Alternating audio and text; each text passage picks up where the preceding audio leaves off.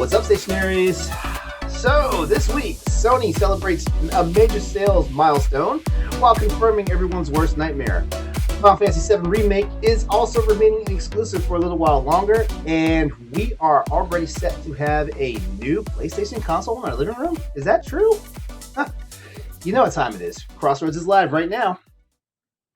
Welcome to Crossroads, the PlayStation podcast for Boss Rush Games. I am LaRon Dawkins, and back this week is Crossroads' very own PlayStation doctor, Mr. Austin Campbell. What's up, Ed? What's up, everybody? I got the Vita Means Death shirt. Ooh, Monochrome from 2011 one. From the that's awesome. I love it. 2011 to 2021, and we'll see. I feel like guys, the Viking funeral's about to happen. I feel like Vita. Well, right now with the whole thing with the Vita store, I feel like the Vita's new slogan is going to be "To Infinity and Beyond."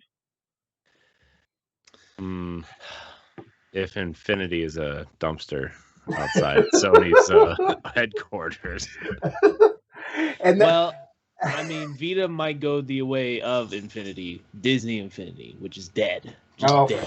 Yeah, man, yeah.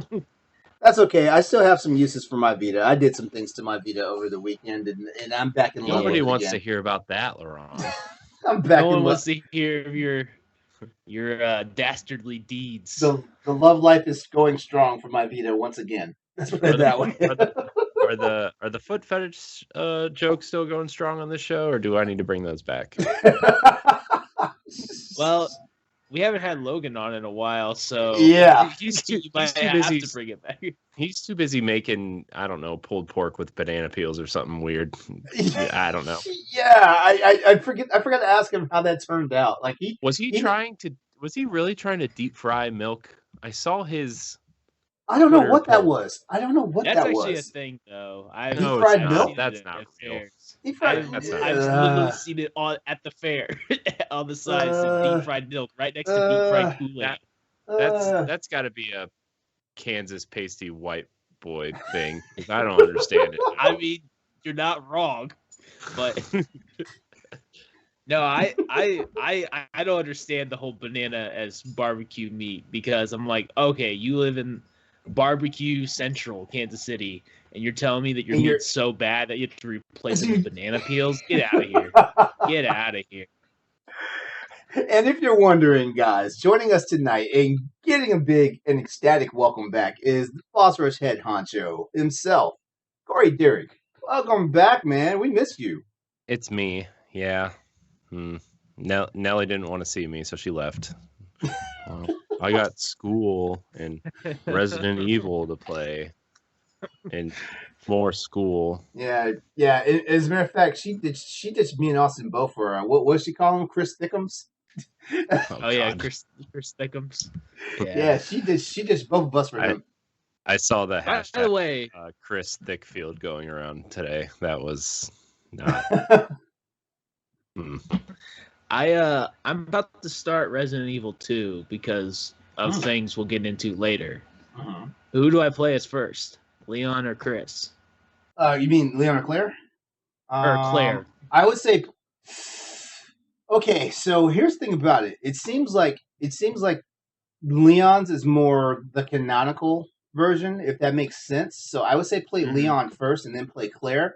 Now, playing Claire though, you get more of a deeper dive into what's going on, but you get the actual. But Leon's scenario is actually very solid, and it seems to be more the canon thing, especially because Leon becomes this big bad hero, and as Resident Evil keeps going.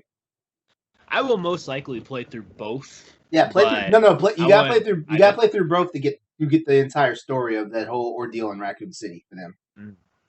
I was definitely leaning more towards Leon just because Nick told me to, and I feel like I owe him that at least. Well, yeah. Well, of course. I mean, Nick is Leon Kennedy. Yeah, you guys are obligated to play because you got someone cool and famous on your show. So. Yeah, we have a celebrity on the show. Now, you're friends with the celebrity, so you're obligated to play their game. Yeah, that's why I never talk to anybody cool, because I don't want to feel obligated. Speaking of which, I might wind up getting an Oculus just so for my birthday, just so I can play like RE7 because I gotta play RE7 before I play RE8. There's no way I'm playing RE8 if I don't play RE7. Oh. Yeah, and that BPM game is coming out, and BPO.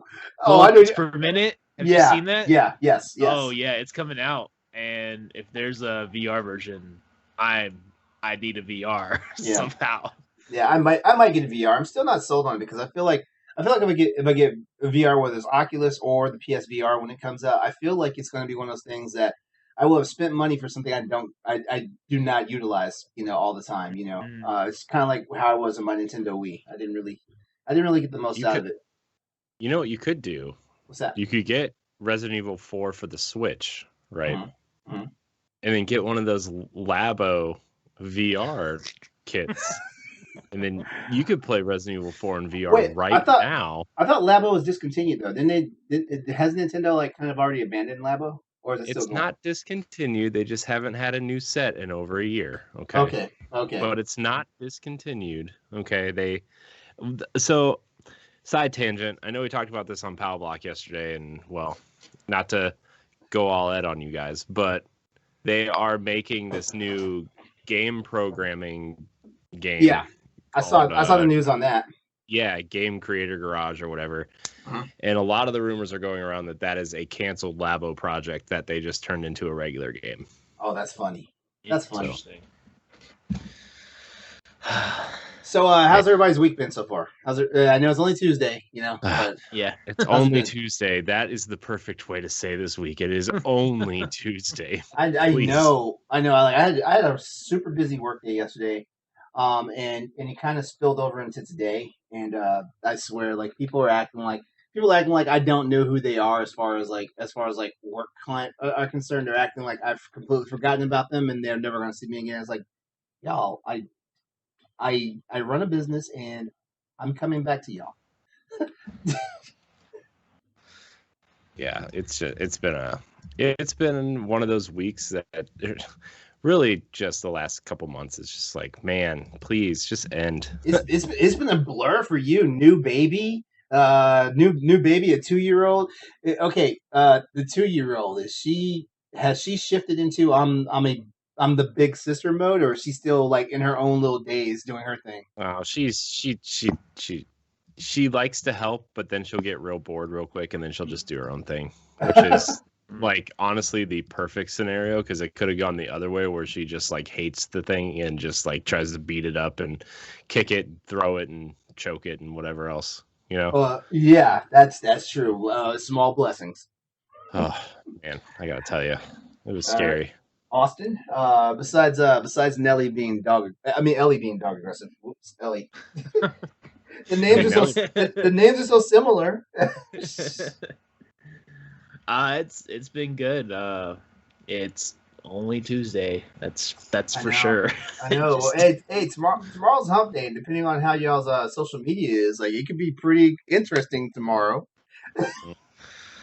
Look, I don't exactly have the social media following that requires me to take my shirt off, and I would lose more followers than I already have if I did do that. So honestly, they act like I need to take my shirt off, and I no, I don't. No, I'm a no. You just cut the sleeves off. It's fine. I don't know why you would take the shirt off anyways. Why not get some money out of it? Just start your OnlyFans and let's get some money for Crossroads by now. Yeah. Hey, I've started talking to somebody. I don't know if that's even an option anymore. I'm about to be pulled off the eligible bachelor's list. Well, no, that sounds like I'm getting you. And if somebody pays you to take your shirt off, then they're gonna like it because they're gonna get meals and gifts and I don't know other things that you shouldn't be watching on camera, but yet people pay for. So I don't know. You've seen those shows where the girl just eats on camera and the guy's like, let her do it. She makes money. I don't have to work. I just go get her food and that's it. That's all I gotta do for the rest of my life. You know what that's called? That's called mukbang, which sounds dirty by itself. I've never even heard this term. It's called mukbang. Hold on, let me remember how this. Let me find out how to spell it real fast. Yeah, I'm very confused at some of the things that people look up and know and whatever, and I'm just okay. like, Here you go. It's Sounds like a spelled. Persona move. It's spelled Mukbang. Mukbang. And is the literal translation to eating broadcast. Oh boy, yeah. Mhm. But I'm telling you though, like when you hear the word, it sounds dirty. It's I mean, it Yes. sounds like a dish. Sounds like a dish that I would want to order, but it's professional not. professional mukbangers can make up to $10,000 a month, not including sponsorships for food and drink brands. That is a life, man. I'm sorry, like I like to eat, but I don't know if eating can be my profession. I mean, it could be my profession. I have no problem. Ron's like, oh, it's gonna cut into my CrossFit time, or I'm running 6 miles today for funsies. Oh no, I don't CrossFit, and I sure as hell don't run for fun. Like trust me, I'm only running till I hit to get this shred in, and I'm done running. CrossFit's another animal. The people that go into the local CrossFit here, I'm I Where's all are the different types of people than we are. Where's the Crossroads CrossFit special? Hey, you know what? I'd be willing to do that challenge if Austin and Nelly are. I'm not willing, so and Corey, since he's in third chair tonight. No, I'm a guest. I am now an official reoccurring guest. If that's the requirements to be an official. I'm mad. This guy like demoted himself. He demoted himself.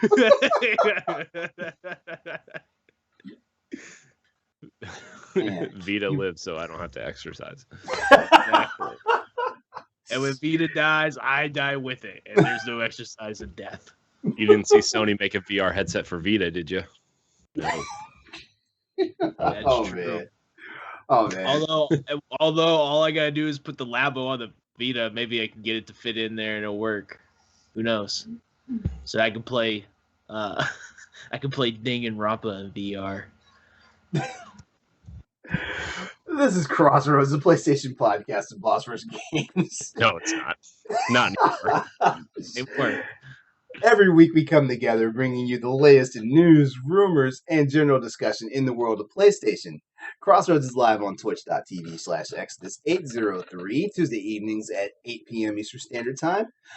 Reminder, if you are unable to join us during the live Crossroads show, Crossroads can be found on Apple Podcasts, Spotify, and other podcast apps. And if you like the show, I don't know why I did a dramatic pause in there. I don't know why I did that. But if you like the show, then please consider subscribing to our podcast show. You can also see the show on youtube.com/BossRushGames and our website, BossRushGames.com, every Thursday. Don't forget, while you're there, check out our family of growing podcast shows, and remember to share, rate, and review us wherever you check out our show. And one last thing. Please give us a follow on Twitter at @PS_Crossroads. We'd love you for it. Thanks. Yeah, Okay. You want to keep in touch anyways for future giveaways. Oh, yeah. There's an announcement coming, but we're going to make the announcement next week, so just tune in for that. Let's just put it this way. If you guys like the giveaway we did for Returnal, you're going to like this next one. Mm-hmm. And you may not hate it as much, you know. If you win, you may not like want to throw your controller across the room like I do. Returnal caused this guy to break his one game only rule. I know, it's getting close. It's getting closer. It's that Linkin Park song, one step closer to the edge. Like it's just there.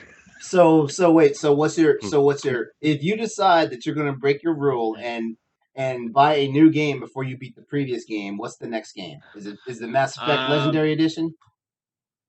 Honestly, it's probably going to be Resident Evil 8 or Ratchet and Clank because I really do want to play Resident Evil 8, but Ratchet and Clank will definitely be the rule breaker if I don't buy it by then.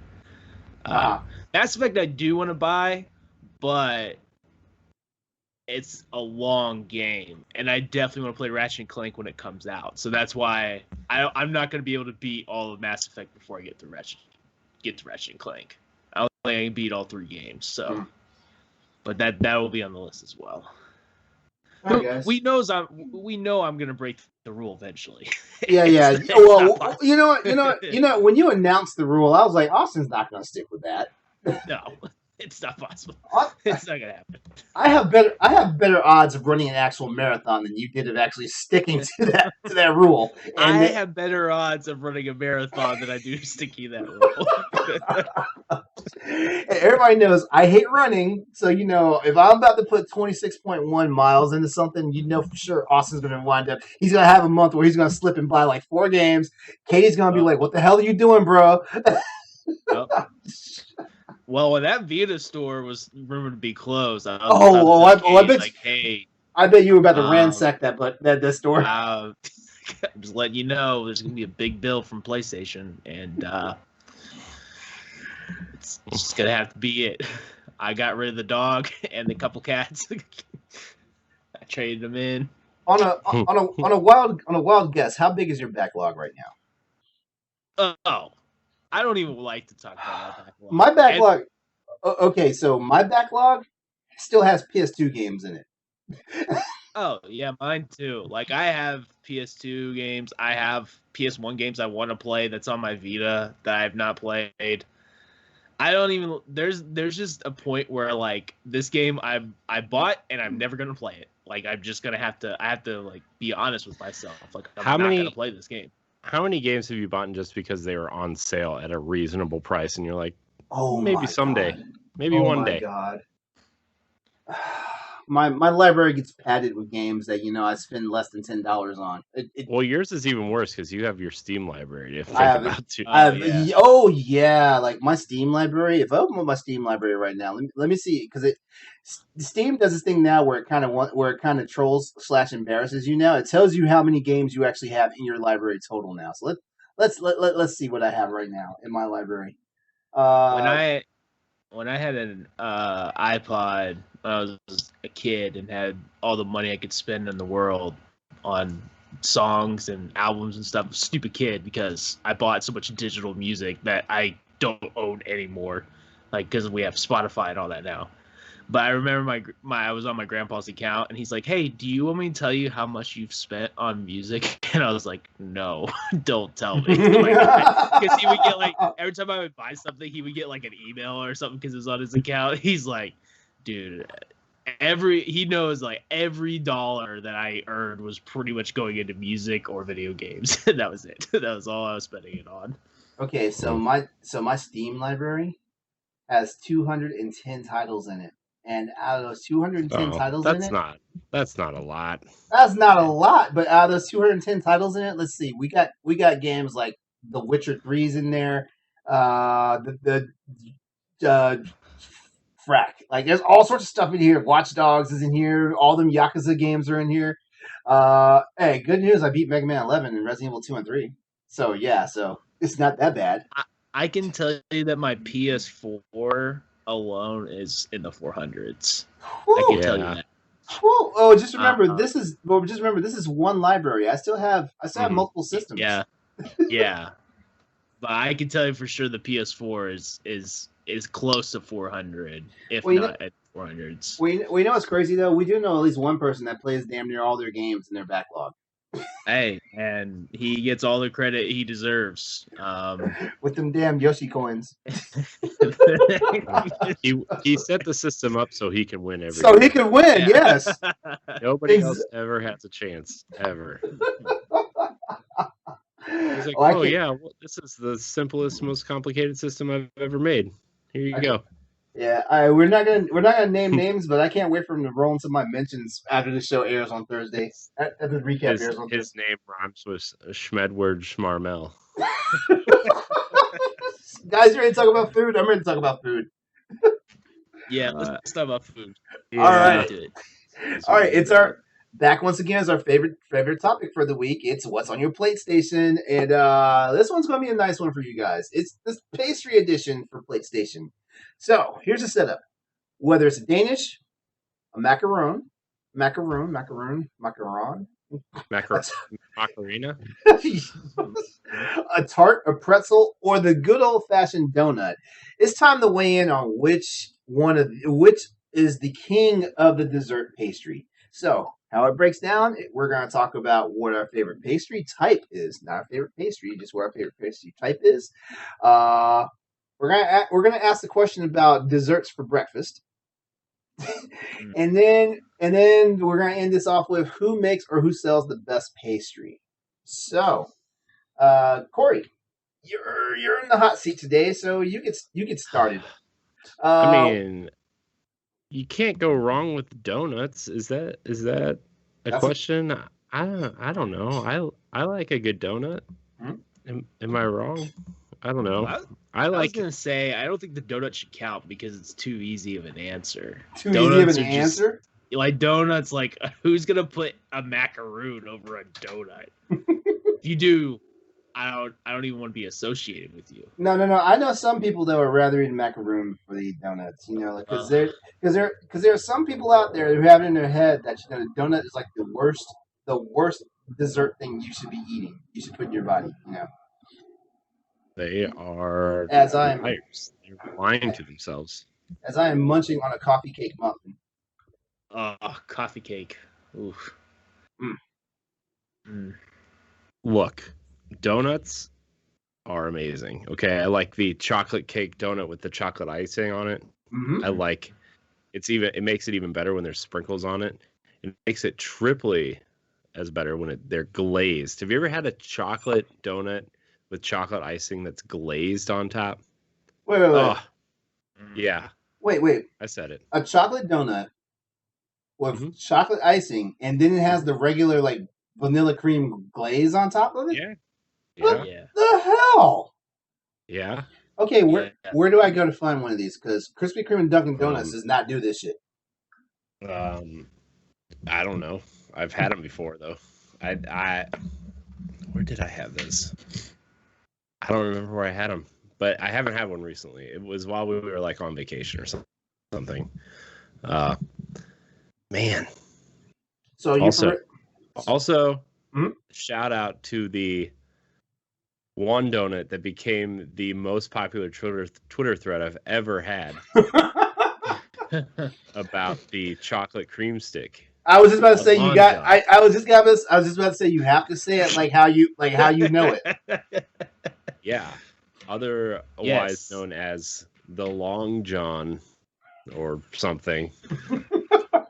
Now I will say I did not know that cream was involved. If it's cream, I don't know what you call it, but if it was just a plain cream donut, stick. Yeah. If it's okay, if I'm not mistaken, if there's cream in it, it's an eclair, right? That's what I thought. If there's no cream, what is it? I call it a Long John. That's what I thought. Yeah, that's what I thought. Okay. So the cream is eclair. Now chocolate cream stick, I mean, it gets the job done. That sounds dirty. That sounds dirty. You're gonna put a chocolate cream stick in your mouth. That sounds dirty. Yeah, it usually is pretty messy because it usually squirts out the other end. I mean, if you don't feel a little dirty when you're eating donuts, are you even eating them right? And then you get it. You get it around your mouth. You get it on your hands. It's just a mess to clean up. You really gotta clean up. Hey, what about those people that only eat the whole? I mean, that's what I mean. That's what regular donuts are for. I'm popping holes anytime I can, man. Popping donut holes anytime I can. Sometimes I do 8 to 10 at a time. You know what I mean? Yeah. I got 10 fingers, so 10 holes. Yeah. And please tell me you're going to the doctor and getting checked out on a regular if you're doing all of that. I'm healthy as a horse. Sounds like you need a mukbang career. That's what it sounds like. Sure. So Corey, is it the donut for you? Like there's no bear claws, there's no danishes. Look, I also enjoy a good cinnamon roll, like a good cinnamon roll with icing on it, right? Like that's just like Not just like a drizzle of icing though. You gotta like. Oh, it's gotta be slathered. Dude, It's yeah, gotta look. I want some cinnamon roll with my icing. Yeah, That's how it's gotta be. yeah. The icing has to look like a crime against humanity for the cinnamon roll itself. Like the proportions are just insane. Yeah. So, shout out to the cinnamon roll. I've not had a good one in a while. Oh God, something in the chat just happened because that's usually when Ron starts choking on his food or something else. I was just hit by the. I was hit by the. I was hit by the Cinnamon phrasing rolls. police. I'm sorry. Oh, Cool. It's fair. Phrasing. Go ahead, Austin. You're up. Nobody polices phrasing on this show. You know, I don't want to be one of these, woke kids who has to say everything correctly, right? We are. oh. We're gonna talk about some chocolate cream sticks, some holes, licking those holes right up. Look at those holes. Yeah. This isn't Pow Block. We don't have to be family friendly. I mean, hey, like we're doing something right. I got 101 followers on Twitch now. We're doing something right. Doing something. Dan did say ass on the show last night. What? Whoa. What? How much money you had to put in the swear jar? How much? I don't know. He's got to buy us all Mario Golf. I don't know. Oh, why was not on the $3 damn for- show? $1 for each letter. Yeah. So you tell me the one time like that an adult conversation has, I miss it. Yeah. And by adult, I mean profanity is used. Watch your profanity. All right, Austin, you're up. What's your wait? So Corey, like hands down, like the donut. Well, the donut is your favorite, followed by the really, really just grimy, dirty cinnamon roll, right? Yes. Okay. The All right. dirtiest of cinnamon rolls. All right, so since Corey kind of like popped that Pandora's box wide open, Austin, you get a favorite pastry type and you get a second place. Man, I mean, I gotta agree with Corey on both of them. I like both of those. If I had to like add two more to the conversation, Mhm. I'd say the turnover. Oh good. God! Like, dude, Arby's apple turnovers, I will stab a man. It's something for about that jelly, and those. it's something about that jelly in those Oh. turnovers. Oh my God! Yeah, it's delicious.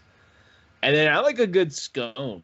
I like a good at Target. When I worked at Target, I worked in grocery, and I would live for the day that some of the orange cranberry scones would go out of date, and I had to take them off the shelves because I for sure was popping them bad boys open and eating some for breakfast.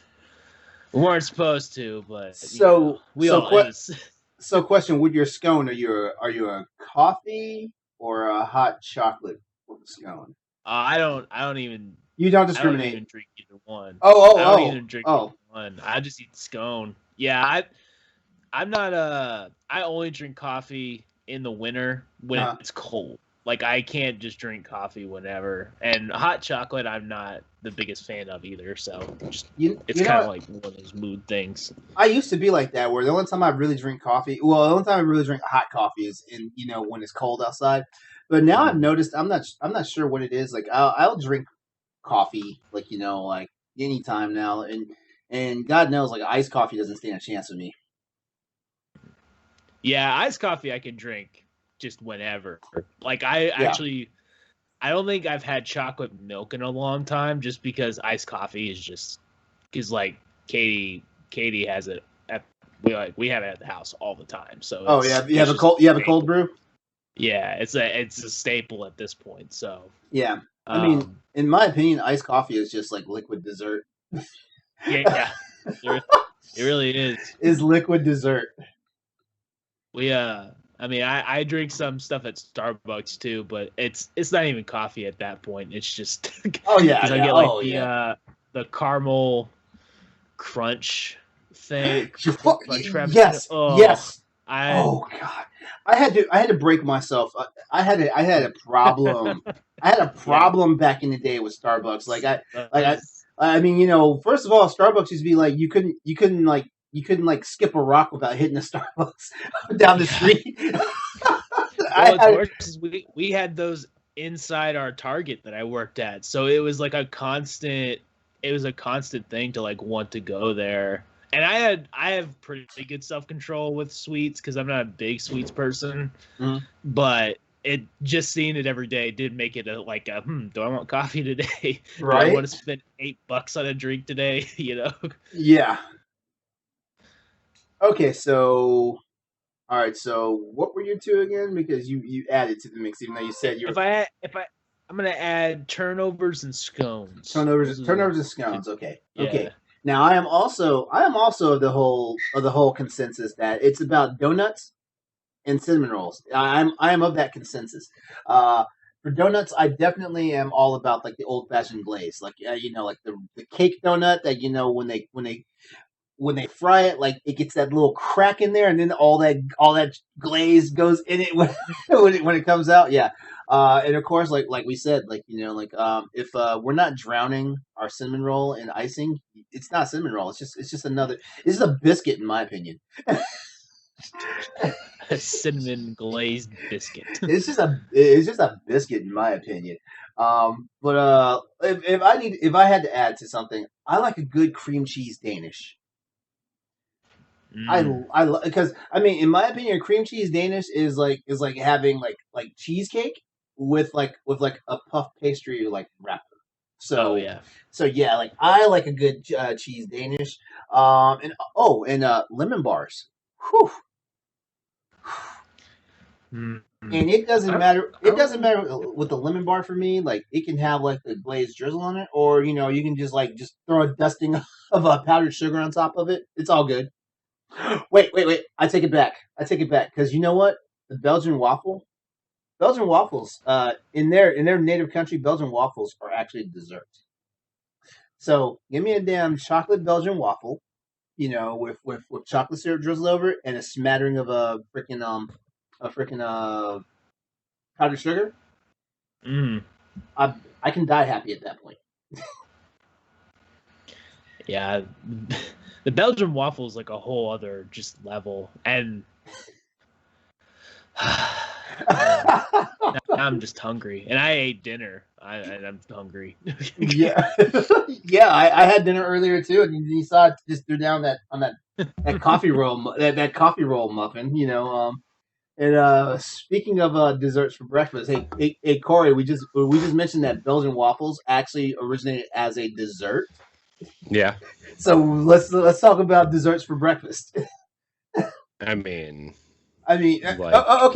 Like a chocolate chip waffle, does that count? Oh hell yeah! Look, you put some chocolate chips on a Belgian waffle, man, with some hot fudge. See. Zooming in chat mentioned Round Rock Donuts in Texas with their cinnamon rolls. I have to try that. Round Rock Donuts, though. It sounds like it's near the Air Force training base, though. It does.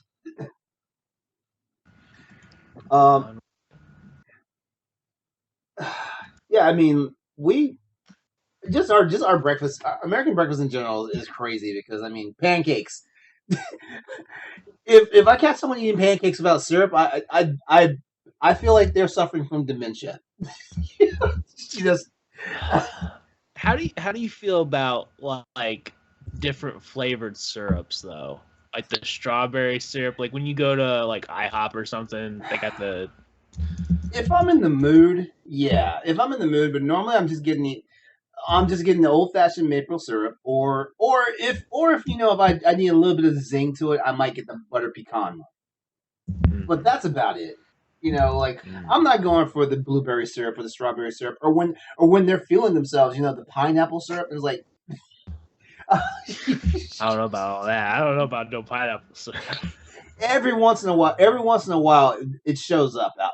When I say once in a while, maybe like once a year, it'll show up. They don't advertise it because obviously it's not popular, but apparently enough people ask about it that it shows up on the table at least like once a year. I think I'd rather have pineapple. I will sell pineapple on pizza more than I would sell pineapple on pancakes. Hey, you're not gonna get an argument from me there. You're not. I'm not really a pineapple guy. I'm gonna be honest with you. Just like in general. I'm also a very picky eater, so. So you probably don't like sweet and sour chicken from any of the Chinese places. Sweet and sour chicken, sweet and sour pork, because the No, key, I like sweet and sour chicken. well, the key ingredient to sweet and sour sauce is pineapple juice. Well, then why are you killing my hopes and dreams, Laron? He doesn't like sweet and sour chicken anymore. Hey, it's not just like- out of spite. Hey, it's not like I said. There's peanut butter in it, because we all know how you feel. Hang on, okay, Corey. So we know how you feel about peanut butter. How do you feel about Nutella? I'm not really a fan of Nutella. I'm gonna be Okay. honest. Okay. You're cool in my book because I'm not a fan of Nutella either. It's like, it's not that I don't like it. I just don't go out of my way to eat it. And also, it's probably been like 5 years since I even had Nutella. So I look, chocolate exists for a reason. You don't need weird substitutes, okay? Yeah.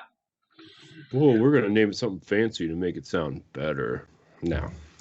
Dude, if you wanted to wish ill on Corey's life, what if every chocolate cream stick that he had from now on was just filled with peanut butter? Gosh. No, dude. I did that. Somebody did that once, okay? Oh no. Well, somebody brought donuts into work one week, like probably like 5 or 6 years ago at my old job. Oh, they gave the peanut butter pie one a donut. That one. No, well, they brought like 3 dozen donuts in, and they didn't tell me it had peanut butter in it, but it looked like a chocolate cream stick, okay? And I went to grab it, and I bit into it, and it was full of peanut butter cream, and I was like, oh my gosh, you guys are the worst. I hate all of I'm sorry, man. I'm sorry. I like peanut butter, but I don't like peanut butter like that. I'm just like, come on, guys. You know. Man. You know. Good thing I don't work at a restaurant anymore. Somebody used to come in, by the way, speaking of peanut butter, someone used to come into the restaurant and ask for peanut butter on their hamburger. Huh? Oh yeah, that's a thing. That's a thing. That's a thing? Yeah. I'd rather just go to a restaurant and ask for a Luther. I'm not asking for peanut butter on the damn hamburger. What's a Luther? Yeah. A Luther is a hamburger where donuts are the bun. Oh. Oh. Okay. Yeah, I'd rather ask for one of those, and no, I am not brave enough to eat one of those either. But I will probably ask for one of those before I ask for peanut butter or anything on ground beef. That's insane. We have a place near me called S&B's Burgers, and they're delicious. But they have a burger that's got peanut butter on it called the King, and 4 friends have told me they got it, and it's all of them say it's delicious. And I'm like, No way. I'm like, What? I just What is activating in it to make it so good? Is it like the I don't know. grease from the ground beef mixed with the peanut butter is making it all great? I don't get it. I don't know, man. I'm like, every time I go there, I'm like, no, I kind of want one of their other burgers that I know I'm gonna like. You know, like I don't want to waste my trip on this one. Okay, so there is some redemption for the Mountain Dew and donut person. There is some redemption there. Oh, man. All right, Hey, so Spade, uh, get new flavor profiles, okay? I mean, you sold. Logan's on board. Ed tried it. Yeah, you He sold Ed. understands Well, why- I don't know. Then again, Ed and Logan both have questionable taste in food, so I don't know if that was like a hard sell. So, okay. I know we like to poke fun at Ed a lot, but anytime anybody talks to him, is he not like going to get some kind of fast food or something from somewhere? Exactly. What is his stomach made of? Or he'll even advertise it like we will be talking about the most random thing, and he's like, well, I'll let you know after I go eat this so and so from this so and so place, and it's like, what? He's sponsored, man. This is why Ed's got all the viewers, man. He's got all these sponsors, sponsored by everyone. He's got all that dirt on Nintendo staff too. Yeah. Gosh, it's like, what is your stomach made out of? Can I have some of that? Because, man, every time I smell something that I can't eat, I have to, run to the bathroom, as they say. Yeah. Like Okay, so a good example would be like Arby's curly fries, right? You might as well just eat those on the toilet because, I mean, you know you're gonna have to shit afterwards. Do you only eat the Arby's fries? Because I don't think it's the fries that are doing that to you. I mean, There's a reason why Arby's does that to people. It's because of the sesame seeds. Yeah. I mean, yeah, but I mean, other places have sesame seeds, and like they don't. I don't know. Anyways, that was. That Man, was LeBron, when you told me there wasn't a lot of news. When you told me there wasn't a lot of news this week, I should have believed you. I said it wasn't a lot of random gaming news. There's a whole bunch of PlayStation news.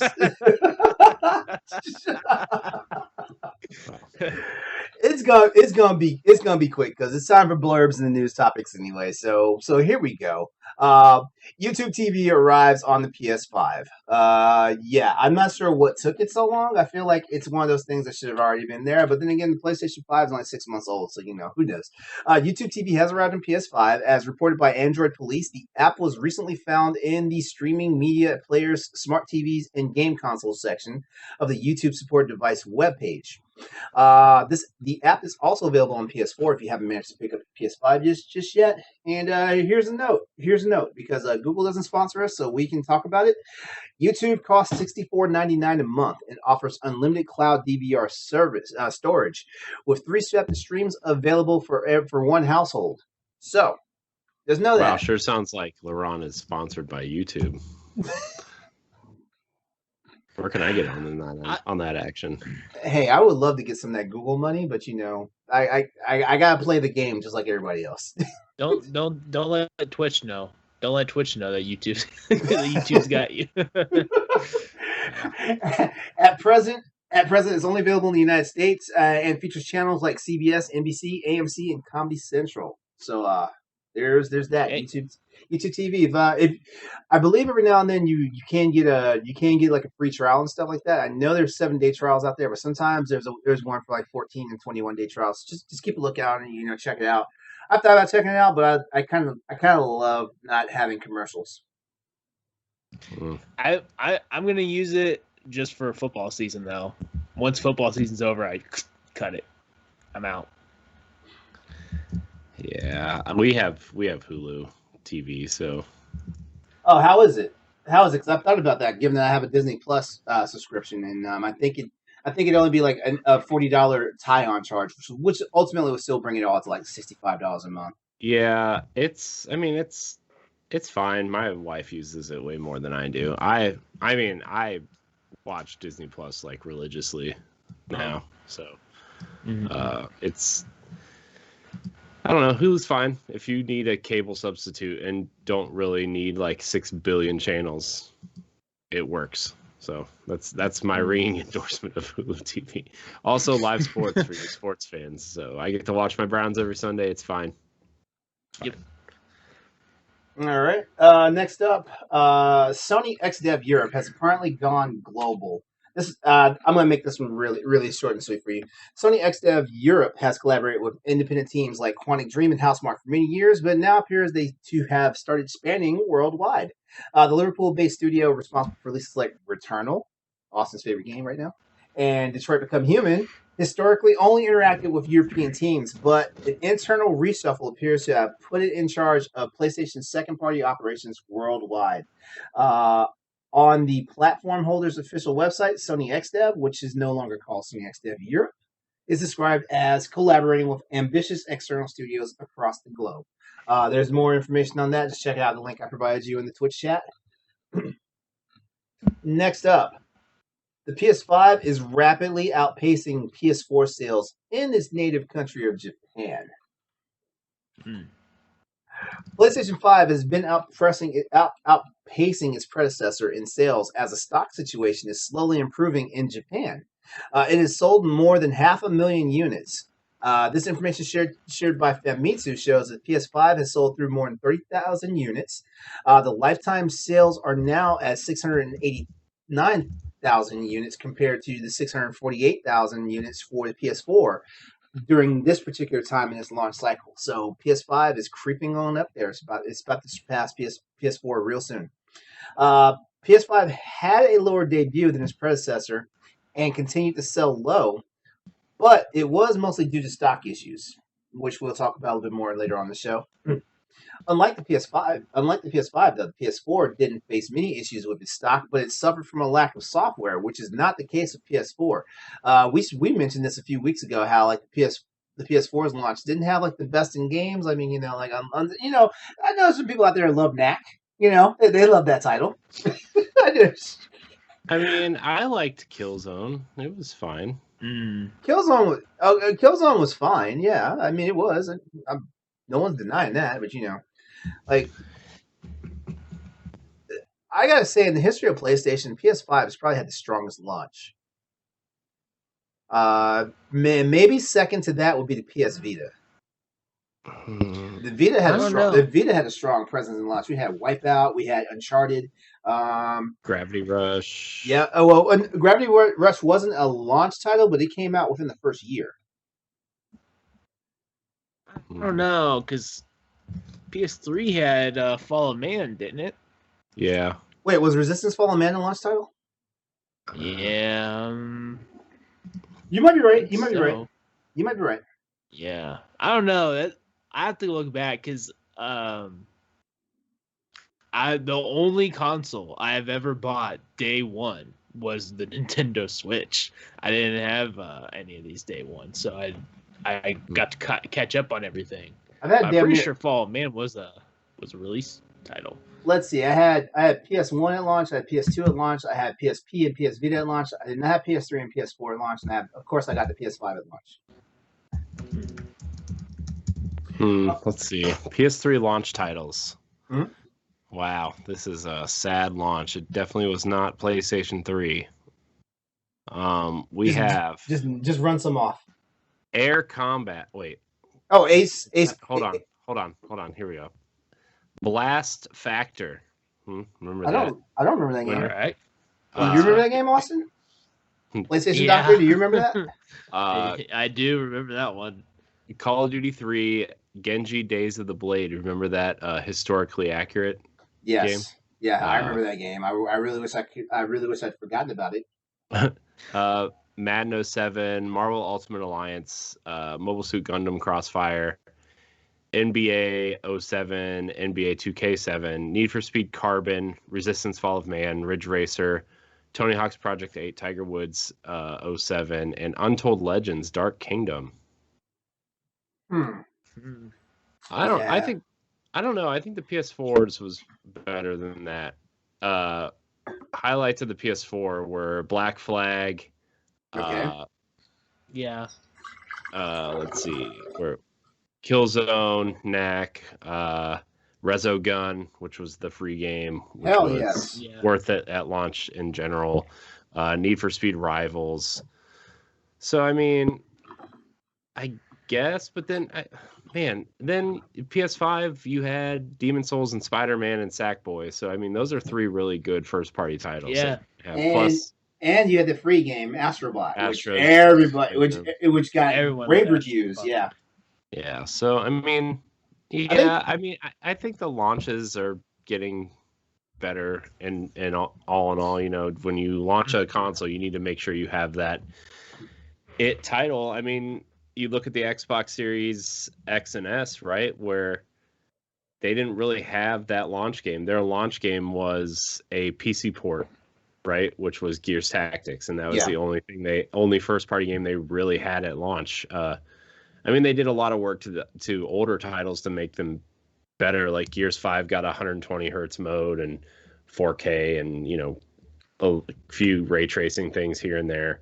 But all in all, Halo Infinite was supposed to be their big launch title, and they didn't deliver. And so it made, I think, them not having something, and then PlayStation having a pseudo sequel to their best-selling game in Spider-Man, and the one Souls game that nobody really played at launch, right? I mean, I'm not trying to be mean, but no, you're right. I don't think Dark Souls really got big until Dark Souls 1, right? Like, I Yeah. And then so PlayStation had a great launch, and That's true.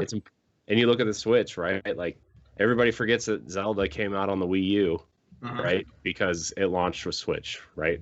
So I don't know. You need at least 1 or 2 killer games now to launch with, or you're going to be not forgotten about. Because I mean, the Series X is doing some really great things with backwards compatibility and frame rate boost and everything else, right? They're making their console pretty much backwards and forwards proof at this point. But if you don't have the games, right? I mean, that's what PlayStation's hanging their hat on. We have the games that you want, and you're going to pay for them, right? Yep. Microsoft can tout backwards compatibility and Game Pass and frame rate boost and remasters for free type thing, but their first and only real title isn't even coming until November, right? So I mean, Psychonauts is coming, but that's coming to everything. Flight Sim is coming, but that's been out on PC for a year at that point. Wasteland's getting an update, but that's out on everything. Outer Worlds is getting their last piece of DLC, but that's still on everything. So like, they won't have anything for a year after their console launches. Yeah. So, and PlayStation's going to have what, probably 6 or 7 first-party titles by then. Yeah. Yep. So yeah, you got that one game for Xbox, the horror game. Oh, the Medium. Medium. Yeah. I mean, Yeah. look, I don't know what people like about that game. I'm a huge Gears fan, right? Gears Tactics is awesome, but tactics games are such a niche product. That's true. Right? Gears Tactics is amazing. It's XCOM with Gears in it, which is exactly what I would want from a Gears spinoff game. But it's not Gears, right? It's not Halo. It's not something that you can hang your hat on. So yeah. Sorry, I went on a little tangent there, but No, you're cool. No, you actually brought what? Corey, have you played Second Extinction yet? No. Okay. That game looks weird. It's still in the whatever Xbox's version of early access is. So. Okay. I knew it was on Game Pass. It's on Game Pass, but it's still in the preview program. So, from what I hear, like Josh has played it, and he says he thinks it's a good time with friends. But again, I don't really think it's something you're going to hang your hat on. So, Psychonauts is coming to Game Pass, though. I'm ready. Jack Black coming back. Video game. All right. Well, good times, guys. Oh yeah. To get the scoop on all these blurbs, links have been provided in our stream chat. Go check them out, and then continue the conversation on our Twitter page at @PS_Crossroads. Now it's time for the news and events. All right, so Sony's Days of Play event has returned. Is returning. Not has returned. Is returning. Sony's bringing back its Days of Play community event from 2021, and will be rewarding those who participate with many goodies. It's split across 3 stages. You'll need to play lots of PS5 and PS4 games, and then earn trophies. And by you, I mean everybody that's a PlayStation owner, not just you. Some of the rewards described include PS4 themes and exclusive avatars. The event begins on May the 18th. So 7 days from now. 7 days from now, if you're watching this live, and is sign up link has been provided, which actually you will see that in the chat right now. Registration will be open through the end of this month, so you have until when it opens from the 18th of May through to May 31st. But to be able to get credit for this, you need to be signed up, and you need to make sure your PSN details are provided before a stage begins, so you can earn the associated rewards. For stage 1, the community must play 2.4 million games and unlock 7.2 million trophies. The community, so every PlayStation owner, just remember that. Every PlayStation owner, play some games. Like Zumi says in our chat right now, we all need to play that backlog. Austin needs to beat Returnal. We'll see about that.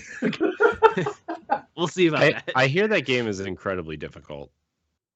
It is, but it's not. But wait, weren't we? Didn't they say it was not more difficult than Dead Cells or Hades, right? So Actually, That's what I wait. want you to think. in a quick synopsis, it is not terribly difficult. It is just really long runs that can be a pain to. When you die, it's heartbreaking. Like, it's not like I want to jump right back in like I do Hades and Dead Cells. It's like, oh God, I died, and now I got to do this all over again. That's funny because Hades, Joe Dead told Cells, us. like, Joe told us on Boss Rush podcast Sunday night that when you die, it's one of those things where you die and you immediately jump back into it because you don't want to lose your momentum. I will say where Joe is and where I'm at, I was thinking the same way he was thinking, where I was where he is. I don't think so much anymore that way. I'm like, oh my God. Okay, yeah. That's Yeah. fair. That's fair. I mean, everyone has a different experience. It's just like Yeah. how all these people that were raving. What was that? What was that one game they were raving about? And I can't remember. And of course, it's on Nintendo Switch, so of course it makes it sound like I'm always hating Nintendo. But it was a game on the Switch that everyone was raving about, and I was like, okay, like I'll plop down the money. It went on sale. I picked it up. I cannot remember what the game is right now. Was it Dead Cells? No, it wasn't Dead Cells. Like I have Dead Cells on PC, and it's not bad. It's not bad. I enjoy it, but it's a game I haven't beaten yet. A game on Switch that everybody raved about that's not really that good. Well, Way to narrow it down. It wasn't that good for me. Like I don't have my library. Was it another roguelike?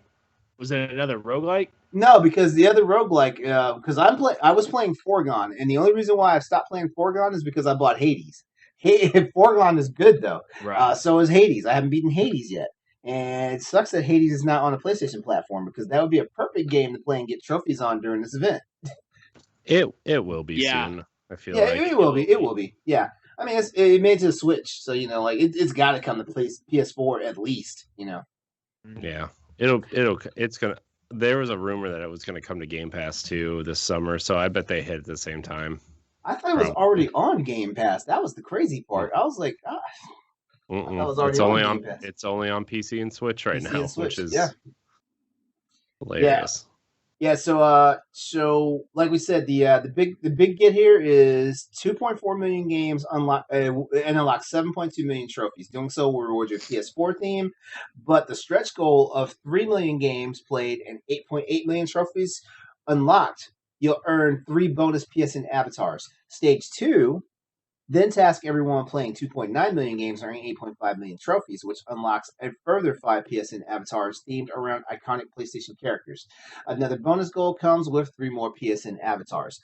Finally, Stage 3 requires 3 million games to be played and 9 million trophies to be earned. Reaching these lofty goals unlocks 1 more PSN avatar, plus a PS4 dynamic theme, and we all know how dynamic themes are. However, play 3.7 million games and earn 11 million trophies, you get 3 more PSN avatars to keep. Keep your eyes on the goal tracker to see the community progress towards each goal. Rewards for reaching the community goals of each stage will be delivered via PS4 and PS5 system notifications approximately 1 to 2 days after each stage ends. I guess they gave me an excuse to jump back on a Horizon. Do you need an excuse to jump just back into start Horizon? a bunch of games. I'm playing Monster Hunter. There's monsters you can hunt in Horizon. That's true. That's true. But there's something about the formula in Monster Hunter that just keeps me coming back. I mean, hell, if there was a damn Monster Hunter game on PlayStation right now, I'd be all on it. There is. It's called Monster Hunter World.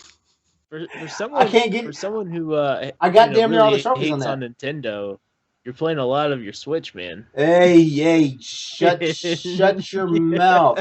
Because I've already said Capcom has the audacity to release another Monster Hunter game while there's a current Monster Hunter game coming, already out. So Stories is like more linear though, right? Because I don't think I've played the Stories. Yeah, Stories is more linear, and Stories is an RPG. Okay. Stories is a traditional RPG. It's turn-based RPG. So for anybody that doesn't like real time combat and stuff, stories is right up their alley. Yeah. All right. Just to wrap this topic up with the Days of Play event, Sony also plans to celebrate the community event with a Days of Play PlayStation Store sale later this month. So be on the lookout for that. I don't even need to ask if you guys are going to take part in some of this, right? I don't even need to ask that question, do I? No. I will be, but I'll try. All right. I gotta get signed up. I gotta remember my password. Wow. Oh, that's right. Because the last time you need to sign up for anything PlayStation, I actually did it for you, and that's how you got your PS5, buddy. Yeah. Good times. Crossroads. We take care of each other. We do. Right. And as I say that, and I know Zumi's listening live on the show right now, he's like, we didn't take care of him enough to give him that return. Wow. Sorry, man. We love you too, though. Next news topic. PSVR 2 reportedly will include 4K display, eye tracking, and haptic feedback. This information comes to us from Jordan Oleman at IGN.com. The website UploadVR.com cites multiple reliable sources on the features of the upcoming PSVR 2, saying that PSVR 2 will reportedly include a 4K display, eye tracking, haptic feedback. Haptic feedback, is it going to be in the controllers or is it going to be in the headset? Is your head going to be rumbling? That seems kind of dangerous to me. Insane. If your whole head starts vibrating. Hey, just sling the thing around your neck. It's another massager. You know. That sounds even more dangerous. And there's more, according to the newly published report. The report suggests that the new revision of the headset could feature 4,000 by 2040 pixels. Don't ask me to break it down in resolution. I'm not that good at math anymore. Chop. Break it down. Gaze tracking and lens separation adjustment detail. I guess that's for people like me who have astigmatism, because my eyeballs do the bug out thing, which is why VR isn't always the best thing for me. It's a feature that can be seen on the Valve Index headset. I need to look that up. I didn't realize that was a thing just yet. I thought that was something new and coming. Okay, eye tracking within the headset will allow for foveated rendering, a technique that allows VR experiences to reduce the quality of rendering in players' peripheral vision, meaning what you actually focus on right there in front of you versus what's around there. You'll actually see more clearly what's right in front of you, and everything else will be obscured, kind of, compared to how VR is now, where everything is crystal clear, in your full axis of view. So that's, yeah.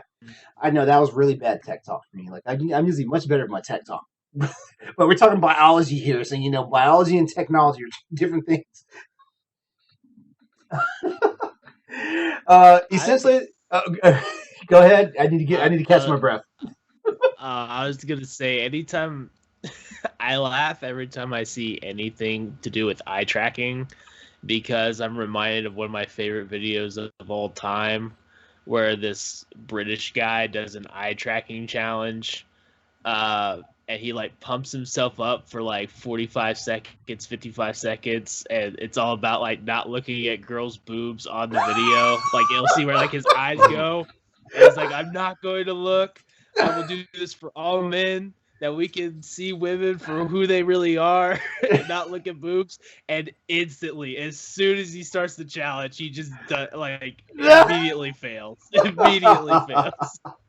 It's one of my favorite videos. I'll put that in the chat if I can find it. Wow. Another feature mentioned in the report is haptic feedback, which the report suggests could be implemented via the motor in the headset. See, guys, you thought I was being a quack when I said that just now. And would complement the headset's new. See, I could be making these devices for Sony. Shit, I need a job. I'll basically make it feel like your skull's being drilled into with this PSVR headset. Oh, jeez. That sounds painful. An onboard camera would track the position of the controllers, reducing the amount of peripherals needed to make the headset work. That's interesting. Another small note mentioned in the report is that the headset will reportedly connect to the PS5 via a single USB Type-C cable, which is kind of funny because the PS5 has a USB-C port. USB-C. I don't know why I got tongue-tied there. I know I said it correct both times. Sony has been contacted for comment on the report, but it doesn't appear that anything's come directly from the company stating as what's going on as of yet.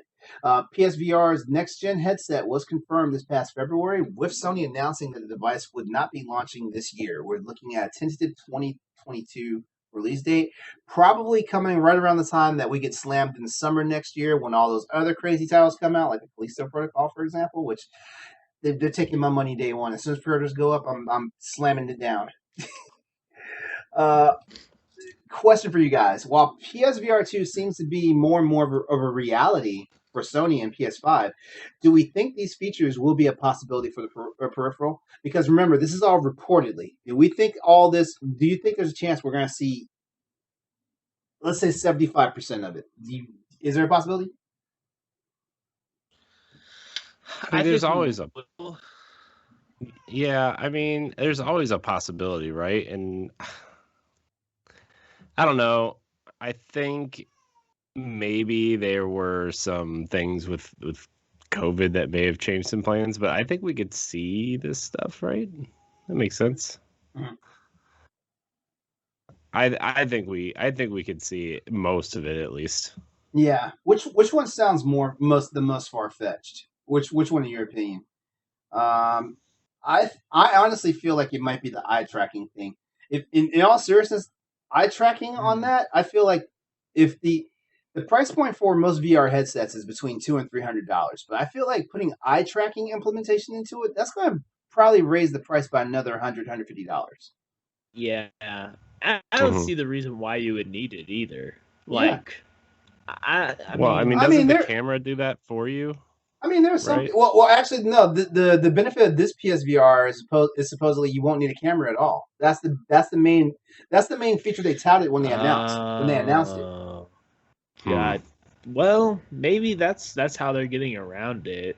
I mean, that'd be pretty cool because that's the one thing. Like, I bought a PSVR. Mm-hmm. And I did sell it because I didn't use it. It's not because I didn't enjoy it. It was just so much work. It was such a big. There's wires everywhere. I didn't like it strung around the house, which I wasn't in the house at this time, but I got in my small room that I was in when I was living with a roommate. Like, I didn't like having it everywhere. I didn't like having to keep the dust off of it all the time, and like it's just a chore. And so if they can find a way to make it smaller with like no camera and this is how they do it. I like to hope that they're really gonna do like we were talking about with like the astigmatism we're on. Like, I hope that's really something they work on. But that's like one of those things. Like, are they really going to do it? Just because is that gonna be worth it in the end for all people? Like, exactly. You know, at the end of the day, they're just trying to sell to the biggest amount of people. Yeah. You know? But I mean, astigmatism is really what ruined like the whole 3D movie craze for me. It also and it does ruin the VR experience for me as well because, I mean, people with astigmatism, their eyes are always adjusting focus. It's not like how a normal person like they focus based on what's close to them and what's far away. Our eyes are always focusing on stuff. Like, I mean, it's crazy, and you know, like most people with astigmatism also have that sensation where it's like you got a little brown, like little black or dark spots, you know, in your vision and stuff like that. Yeah, so VR is not the best experience for me, and sure as hell, like the 3D craze that was going on back in the early PS3 and Xbox 360 phase was not fun for me either. So yeah, I mean, I'll keep my eye on it. I'll try it out. You know, like once we get past COVID, because I'm not putting anybody's headset on my face right now. With the way COVID is. Yeah. Well, I mean, you've been challenged. Wow. You have to play Resident Evil 7. So I got to spend $300 just for one game, and then I got to figure out what I'm going to do with that $300 implementation. No. you're spending $300 for one game plus Beat Saber, because once you Yeah. play Beat Saber, Yes, that's Oh no, I played Beat Saber. I have absolute fun with it. So you know what? Yeah, I'll spend an additional $40. yeah. Master RBG in the chat is he answers that there's 75% chance that most of this stuff will make it to the device, but there's a 60% chance that any of it will be used in the games. Yeah. Yeah. And Yeah. that's highballing it, actually. He's eyeballing it. All right. Moving along. I know we're ready to talk about this because I was very excited. As a matter of fact, Corey even remembers when I mentioned it on Sunday night before we went live on the show. Final Fantasy VII, the exclusivity for it has been extended for Sony PlayStation, and Intergrade won't appear anywhere else for at least 6 months. Intergrade, which is the actual updated version, including the DLC and all that stuff. This information comes to us from Sammy Barker at PushSquare.com. Thank you very much, Sammy. The original Final Fantasy VII Remake on PS4 was a timed exclusive for a year, meaning many had expected to launch on other formats in April. I was one of those people because I was ready for the PC version to get announced. But you know what? This is a PlayStation show. I'll shut my mouth. Well, Huh? I feel like it's going to come to PC before it comes to Xbox, right? Because the Xbox version has been, it hasn't even been announced. There's been no inkling of it ever coming to Xbox.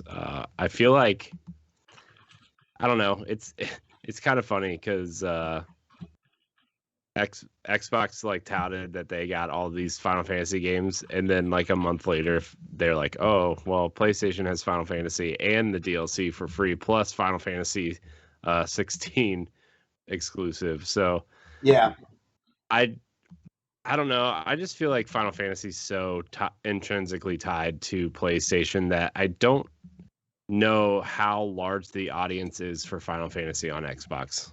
You know, like I have most of the Final Fantasy games on Xbox, but that's because Xbox is my preferred platform, right?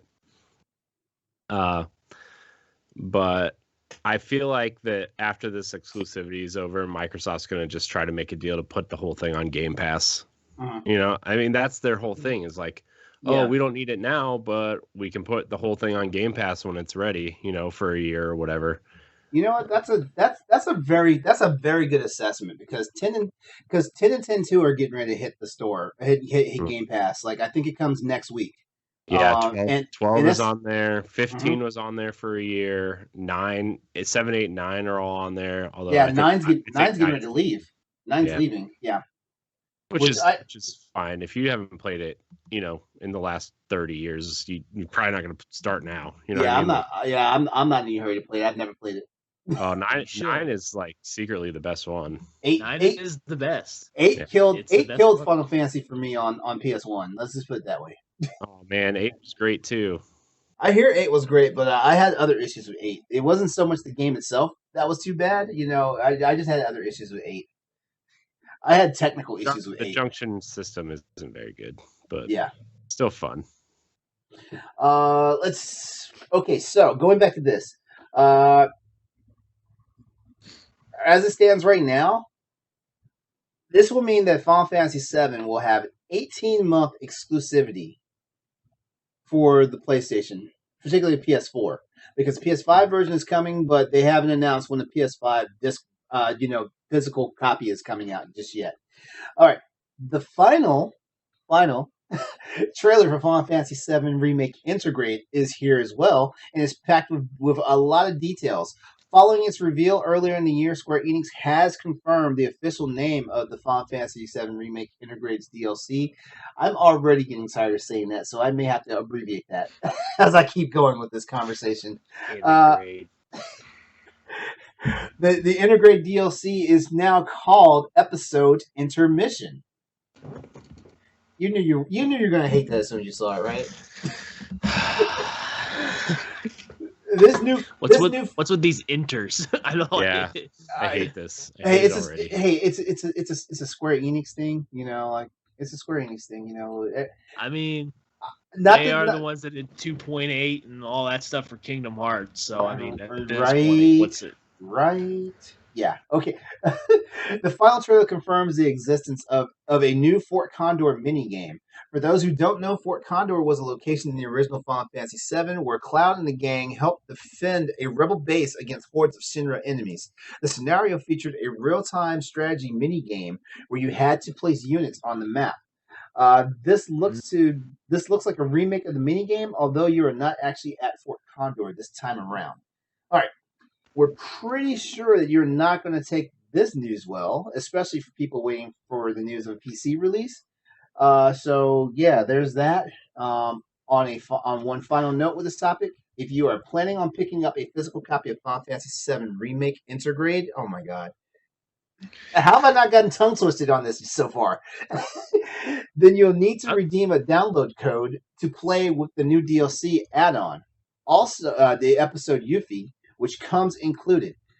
The reason why we're finding this out is because Australian retailer EB Games apparently put word out that the new episode featuring Yuffie will be a code supplied in the box, so it won't be actual physical content on the disc. All right. Sounds about right.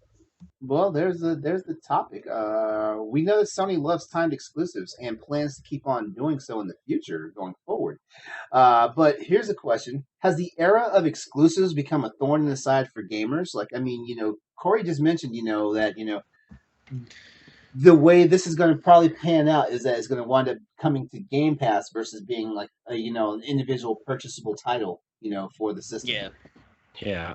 I mean, the thing is like, PlayStation knows that they can sell the games and okay, so Microsoft is basically buying studios to get their exclusives, right? Like that seems to be the way that they're approaching things, whereas Sony doesn't have the cash to just buy studios, right? So they're making side deals, they're making timed exclusivity deals, they're making publishing deals, that kind of thing to keep exclusives. So, because they're not Sony. It looks like Sony's not going to get Starfield. It looks like they're not going to get Indiana Jones. It looks like they're not going to get this secret Star Wars project, right? Like, it sounds very Japanese because Nintendo does this a lot. They get timed exclusives. Well, do they get exclusives because they're paying for it, or do they get exclusives because developers need to develop different games for Nintendo because they're so underpowered? Okay. Yeah. Someone had to say it. Somebody had to say it. I'm not trying to be mean. That's just the truth, Yeah. right? I mean, truth hurts sometimes. Yeah.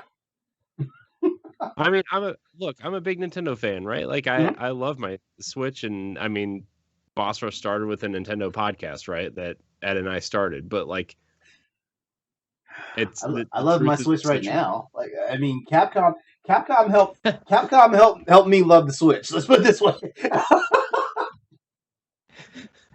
If Capcom would just release a Monster Hunter game once a year, you would just keep Laurent on the Switch the whole time. He would never go anywhere else. You would never leave. Nintendo of America, Nintendo of Japan is like, we got that bastard. We got it.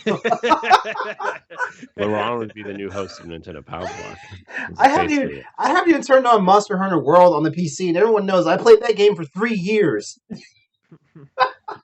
Well, it's probably time to hang it up. Although, to be fair, I've been playing Destiny for 7, and they just dropped a new content season today. So, I'll be back on Monster Hunter World. I mean, I do have a Monster Hunter podcast that I have to curate content for. So there's that.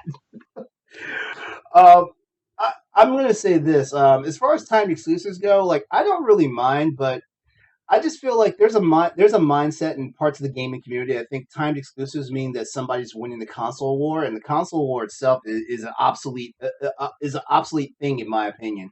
But as long as these timed exclusives are going to happen, like for example, Nintendo fans love rubbing in our faces that Bayonetta is only on Nintendo right now, stuff like that. Even though it started out as a multi-platform title that Nintendo didn't get. I will guarantee you that after Bayonetta 3 comes out, Bayonetta 2 will be out. Platinum will find a way to get those games on other platforms. Yeah.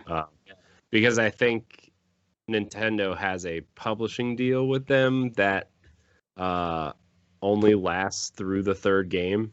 Mhm. But Nintendo's, not to make this a Nintendo podcast, Nintendo's secret weapon with Platinum though is that they own the Astral Chain IP. Yeah, so we'll never see Astral Chain. But then again, Astral Chain, I think Astral Chain plays great on the Switch. I have Astral Chain. I enjoy it. Yeah, I got it, and I played the first 2 hours, and I really loved it, and then I never went back. That's kind of what I had. I played maybe like 6 or 7 hours of it, and just never got back on it. Well, I really liked it, but I was like, I'm gonna I got to beat Fire Emblem before I try anything else, right? And then I took me 2 months to beat Fire Emblem, and then honestly kind of forgot about Astral Chain. So whoops, that's on me, guys. My bad. All right, so we've got a big topic here, but I don't think we're going to spend a lot of time on it because I mean it's kind of once I say the title of the big topic, everyone's going to be like, oh, it is what it is. Yeah. So Well, this is definitely more your route as well. I don't get into the to the nitty gritty tech stuff. I feel like I died. I feel like I die on a hill every time I talk about things like this. And so basically, Sony reiterates in a recent statement that the PS5 stock storages will not be going away anytime soon. All right, so I want to give special thanks to Mad Pharmacist 10112 from Boss Rush Games because part of his write up from the recent article on this is making part of this topic right now for me. Also, some credit goes to IGN and The Verge for the news also because I was able to cobble all this together from everything I read from The Verge, IGN, and our very own BossRushGames.com website. So here we go. Sony has sold 7.8 million PlayStation 5 consoles as of March 31st. The company says in its latest earnings report that is a milestone for them. We already explained earlier that the PS5 is already outpacing the PS4, at least in Japan. We know the PS4 was a powerhouse in the United States and in other Western territories, so we don't know what the information is as far as like how well it's selling versus PS4 did in this time frame in the States, but I'm pretty sure somebody will come out with that news eventually. The number of PlayStation Plus subscribers is now 47.6 million, which is a 14.7% increase year on year. The fourth quarter figures bring the overall PlayStation business to a total operating profit of 342.2 billion yen, which is $3.14 billion for the 2020 fiscal year, which is a record for Sony. Now we're starting to understand why Sony is buying, like small stakes in Discord and buying up Evo and other things that are going on. Like Sony's making some money, so people can say all day long that it's Sony is like just being an underdog because Microsoft's making the big waves, but hell, 3.14 billion setting a new record for Sony, like that's nothing to sneeze at. Well, to be fair, they're only the underdog. They're not the underdog to Xbox. They're the underdog to Microsoft. Yeah, that's true. That is true. That's a big difference. If you just took Xbox money, it wouldn't be Microsoft money. Yeah. I mean, if I'm not mistaken, I think Microsoft still loses money on the Xbox brand. I mean, it's not like it's a hemorrhage of money, but they still lose money on it. Xbox has never made a profit on an Xbox console. But also Game Pass is also not profitable right now. They said it's probably going to be 2 or 3 years before Game Pass is profitable. Just because of all the deals they're making, the studios they're buying. Yeah. Obviously, Bethesda took a big chunk out of the Xbox, whatever. But also last year, even in third place in terms of software sales and hardware sales, Microsoft still brought in like $2.6 billion in revenue from games. Yeah. So, I mean, who are we? We're just a bunch of nerds to talk about video games. We're just the suckers who are part of that 2.6 billion. We keep them being rich because I remember we had a conversation. Well, when I say we, I mean Ed and I had a conversation in the chat about CD Projekt Red and the earnings stake that the shareholders made. Like we're the people that made those guys get their money. We are. Mm-hmm. Yeah. Sony's last earnings report revealed that the company has shipped 4.5 million PS5 units. No news there. We already talked about that earlier. Worldwide throughout the end of 2020. This means that 3.3 million units were shipped from January to March this year. Giving an idea of Sony's current manufacturing capacity. It's still very difficult to actually buy a PS5 right now, with the demand far outstripping the supply. The quarter-to-quarter drop is likely explained by Sony ramping up production ahead of the system's launch. Remember, like Sony was very transparent with how they planned the launch. They were telling us that they were going to have X amount of units, available for launch. They pretty much delivered that. Scalpers kind of ruined that for us, but they pretty much delivered that for us. And here we are right now. By the end of the fiscal year, Sony has been vocal about its hopes of surpassing the second year sales of the PS4 to achieve at least 14.8 million units shipped and sold as they continue to struggle with the demand. That's the key here. Now, the demand, that's a whole topic that I'm about to give everybody a refresher course in. We've got the last president's trade war with China. We've got the COVID-19 pandemic complicating production goals for the chip manufacturer, which snowballed into a semiconductor shortage, which is something the console needs. Now, I may not have talked about it on this show, but I know I talked about it specifically on Pal Block when I was on a couple of weeks ago. The semiconductor shortage is a big deal because semiconductor shortage is just not about video games. The automobile manufacturing is being impacted by it. Computer hardware and tech is being impacted by it. Agricultural stuff, anything that needs these type of specialized systems, they're being affected by it. In April, PlayStation CEO Jim Ryan did state that he was in talks with AMD, the main chip supplier for both the PlayStation 5 and the Xbox Series consoles. And these talks were to increase the supply. As of yet, nothing has come from those discussions. AMD has already announced that they expect shortages to continue into 2021, but now the forecast is looking so bleak that it looks like 2022 is going to be impacted as well. So here's what this all breaks down to. Sony is currently in a situation where it still cannot provide a guaranteed timeline of when the supply will finally match its demand. Hiroko Totoki, which is the company's chief financial officer, said in a statement to Bloomberg that I do not think demand is calming down this year, or even if we secure a lot more devices and produce many more units of the PlayStation 5 next year, our supply won't be able to catch up with the demand. So there you have it. I told you I'd go through this one quickly, even though this is the big topic. So here's a couple of questions. Even as Sony continues to crush sales figures and projections, do you think it's feasible that the company will be able to make its 14.8 million unit goal? That's the first question. What do you guys say? I mean, I don't know. Austin, what do you think?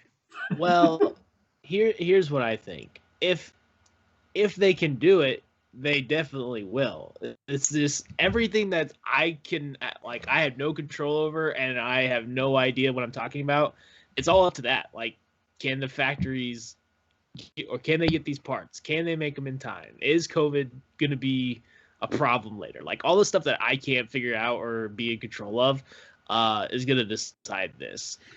If they get everything right, they're going to sell these no matter what. Yeah. I feel like if they make 14.8 million consoles, they're going to sell 14.8 million consoles. Mm-hmm. It's just, Well, I feel like, well, number one, I'm surprised that they've sold nearly 5 million units to date. Like, the system is not even, the system is about to be 6 months old, and they've actually sold 5 million despite all the stuff that's been going on. There's a good possibility that, okay, I don't know. I feel like 14.8 million might be a stretch, but I would not be shocked if by the time they get to by the time they get deep into year 2, that they will have at least 11 or 12 million units sold. Because things are shocking. Like I said, even though the semiconductor, problem shortage is a problem, like cars are still being rolled off the line. Just certain cars are just being impacted more than other cars. Stuff like that. That's just one facet of the industry and things like that. So we have to wait and see on this. 14.8 million sounds like a lot, but then again, like I said, like who would have thought nearly 5 million units were sold in a pandemic? And remember, didn't I put the numbers out a while back when we were talking about how like where they were gauging how much business the scalpers had brought to them, and only found out that scalpers had only gotten like 11% hit or 11% of Sony's revenue. So there you go. Like these systems are actually hitting actual consumers. They're just not hitting them fast enough. Mm-hmm. Actually, I thought I had two questions, but this is not a relevant question. So we're gonna ignore that one. I was gonna say there is a second question, but I don't know how they. I looked at it and I was like, wait, what? That'd be great if you wait. What was it?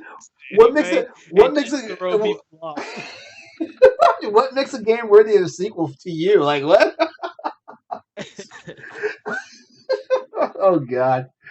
Oh boy. I didn't have enough coffee when I wrote that question down.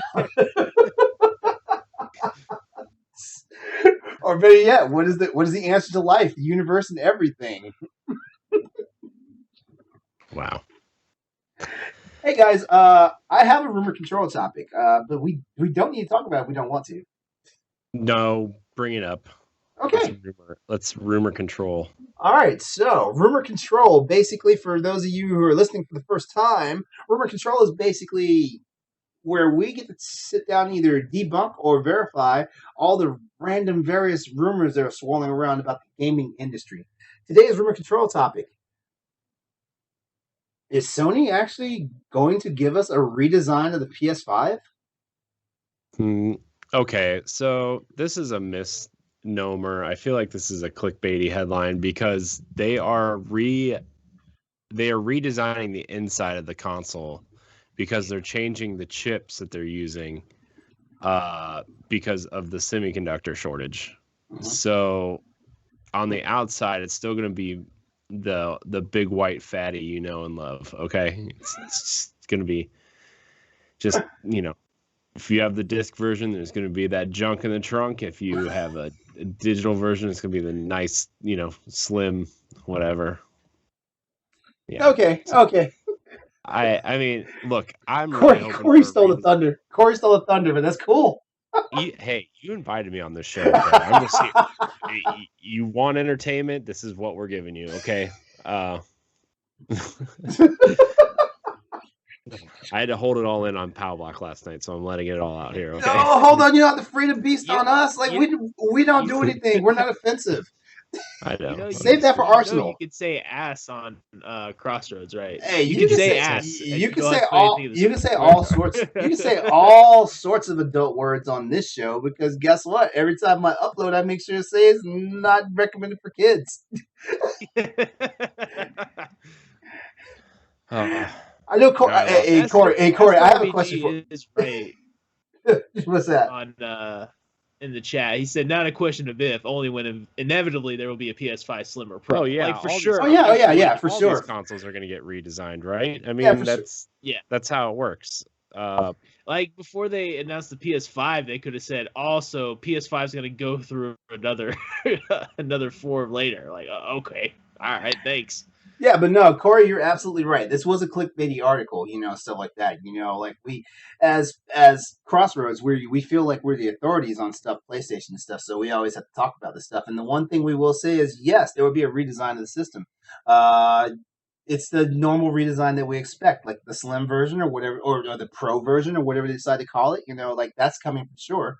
But Corey is also spot on by saying that, like right now, with the way things are going with chip manufacturers and stuff, yeah, the AMD Ryzen chips that both the Xbox Series consoles have as well as the PlayStation 5 systems have, like they're highly specialized. And also AMD's in this weird funk right now because like they're also a PC hardware manufacturer, so they've also got to allocate like resources for their main line of revenue, which is PC stuff. So it is what it is. So if Sony is able to find, from what I've heard, the reports are saying they're looking into getting a distributor that may be able to get them a 6 nanometer chip. And just so you know, nanometer size, the smaller it goes, it just basically means the more transistors and semiconductors and stuff you can get on there. That. I know there's some PC guru out there is listening right now, like, you completely messed that up, but I'm trying to dumb it down for everybody that does not know all the tech talk, because like Austin's already got his eyes glazed over as I talk about this right now. You can see it on camera. But yeah, so basically they're changing some of the internals of the system to make it easier for things to get done and for actual chips that can actually be provided at a quicker efficiency and things like that. Now the only thing I'm worried about is like that they're actually like they're already talking about redesigning the innards of the system, and this is not like a full scale redesign. I'm wondering what the impact on performance is going to be, and things like that. Plus, they still haven't allowed us to start using our own M.2 SSDs in the system yet. They need to get that fixed first before they talk about reworking anything else. Yeah. I don't think they'll do anything that would harm the quality of the console, just because I feel like they've already blown a lot of people away. And like I'm always seeing stories on my timeline, at least, of like, can you believe that PlayStation 5, like, can you believe what Resident Evil 8 looks like, or can you believe what Ratchet and Clank looks like? And so I don't think they'll do anything to do that, but if there's some way that they can, because clearly they're selling.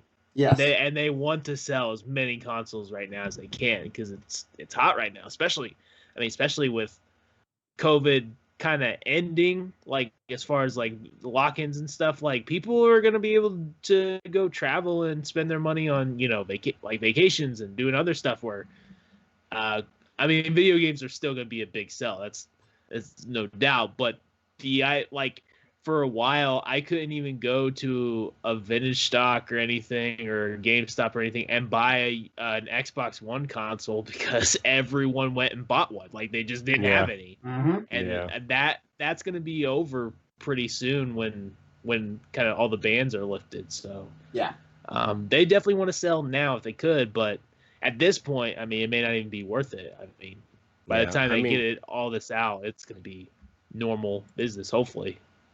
From your point of Xbox One, like, used Xbox One X's are going, like, used ones are going for retail price of a new one right now if you sell one. Mm-hmm. Which I've actually thought about selling my One X, and just like later down the road getting a One S, just so I can have one of every console, right? Because I usually keep my hardware for the Xbox and PlayStation stuff. But yeah, I don't know, man. It's weird. Like, if this shortage continues into 2022, that's surprising to me. That's that's crazy. Yeah. I don't know. It's kind of disappointing too. I thought for sure that we were getting a little more open now, to where 2021, by the end of 2021, we were going to be hopefully in full throttle. But personally, if it's still going to be a problem in 2022, that's pretty crazy to me. Well, personally, I think, okay, so there's two things that I'm thinking here. One of them is based on what I'm seeing right now in the trends of hardware and tech.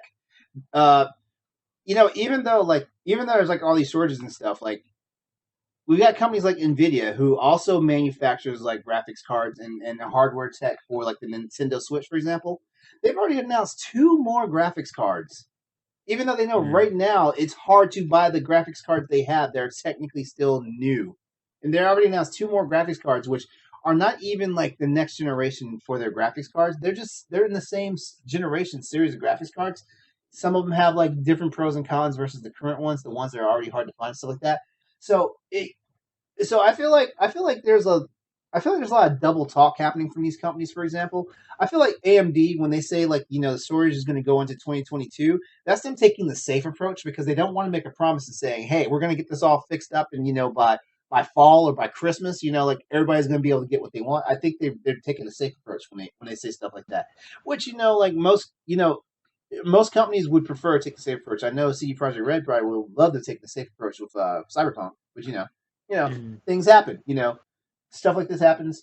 But the other thing I think is kind of weird about all this is that we don't know how the world of business is because, like I said, we wouldn't even fathom with everything that's going on that nearly 5 million PlayStation 5 units have been sold, and we don't even have the breakdown. We know that it's more disc-based consoles than digital consoles, are being sold because like they're making digital only consoles, a smaller supply than they are the disc-based consoles. But we don't know exactly what these companies are thinking. Did we know Nintendo was going to release some type of freaking develop your own software game that you can buy?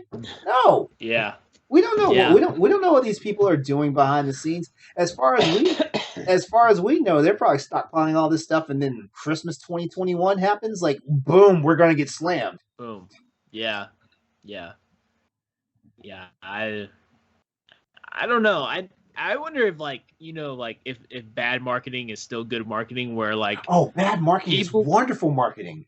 People, the fact that that the PS5s aren't in stock and people keep talking and whining about how they're not being able to get one is still good enough for them. Like, hey, we're selling them. Hey! Our Josh Finney got himself one last week. Yeah. Austin, you got yourself one. You got yourself one a month ago. I know.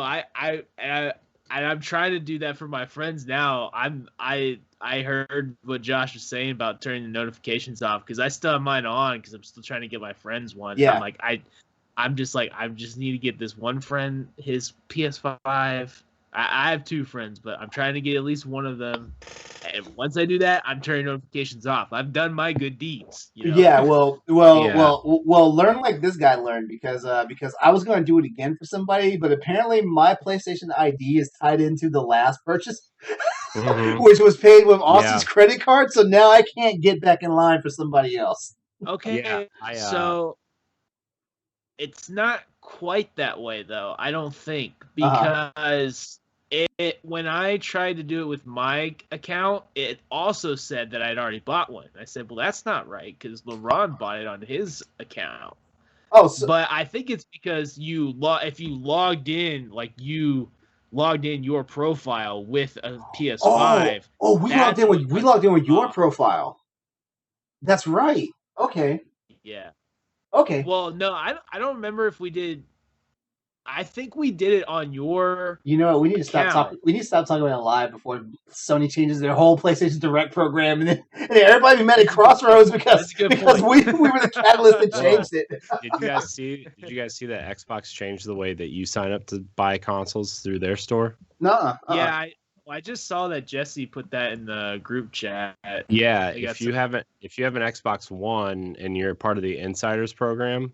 You can sign up and actually get queued into not a lottery, but they'll give you a number, and if you purchase one and your number comes up, they'll give it to you, right? Like I feel like that's a really good way of doing it. But also I have seemed to have had no problem buying next gen consoles for myself and my friends because I've gotten 4 Xboxes and 5 PlayStations.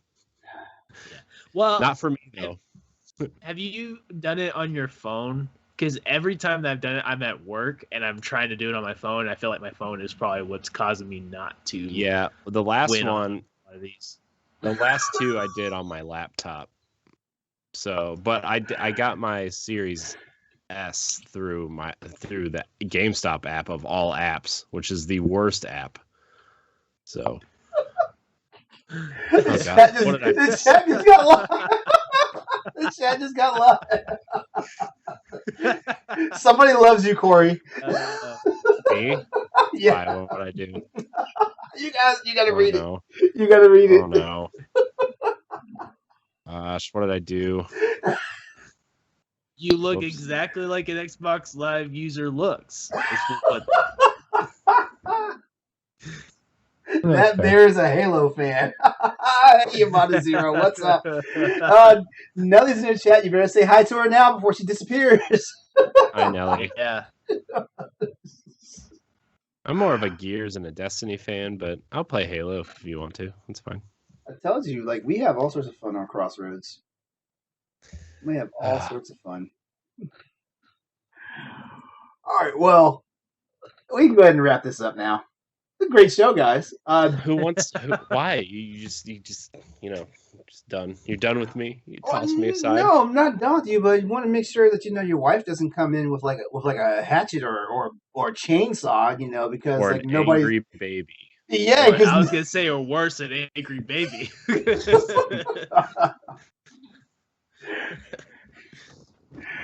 man, how's it feel to be? How's it feel to be back though? Like this is your first full official week back, isn't it? Yeah, I've done 5 shows in 6 days or something like that. Oh man! When I took. Oh man, I feel like that's what I did like the last month. Yeah, I mean you did, so it's fair. But I'm trying to get on all the shows this week just to be on all the shows at some point, right? Like I kind of have this rotation that I'm planning, right? Like where maybe every other week or every third week I jump to each of the shows, right? Because I don't want to be, no offense, I don't want to be on every show every week. That just sounds like a nightmare, right? Yeah. Aren't you glad though? Some of these shows now have their own production talent that just will upload the stuff now and just leave you the hell alone. Yeah. As I sat here and edited 9 Nintendo Power Block videos. Hey, that's on you. You volunteered for that. I know. I hate myself. Maybe I need to bother you and ask you how you did all that stuff. How I did it, I took timestamps down, and look, when you've been doing it as long as I have, and I still haven't. You have to wake up earlier and earlier for work, and then you have and add 2 kids into the mix. You learn how to do things real fast. I still haven't gotten to the timestamp thing. Jesus Christ! I mean, when I used to go into work at like 8 o'clock in the morning, right? I would stay up till midnight or 1 o'clock, and I would have like 4 hours to myself to work on stuff, play games, do whatever. Like I would go to bed at like 12:30 or 1, wake up at 7, whatever. I now get up at 4:30 in the morning to go to work, which is great because I'm off at 3 o'clock, right? Well, it's supposed to be. Usually it's like 4, whatever. But I now only have about an hour and a half to do what I need to do instead of 4 hours. So there's a lot of, you learn to make a lot of shortcuts for yourself real quick. Let me ask you a question, because I think I kind of got myself in trouble when I was doing the behind the scenes stuff for the month you were. And by the way, like I enjoyed it. I enjoyed shotgunning. Don't lie. You hated it. After about the 3rd week, you're like, oh my god.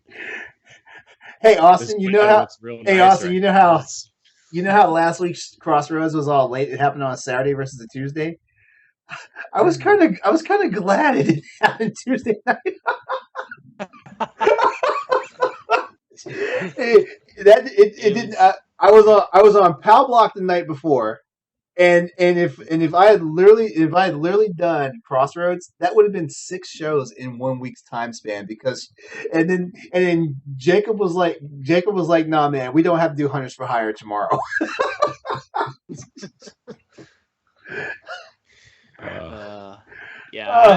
I was like, man, last Tuesday was a mess. Oh, mess.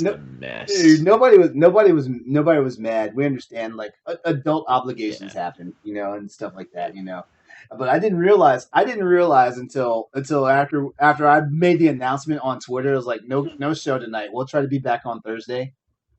And then Thursday didn't happen. We got that Saturday show in, and it was great. That Saturday show rocked. That Saturday show rocked. It was good. It was good. Did you like the Saturday show? We did it at 11:30, and it was different for us because it was a Crossroads show. Right. Yeah.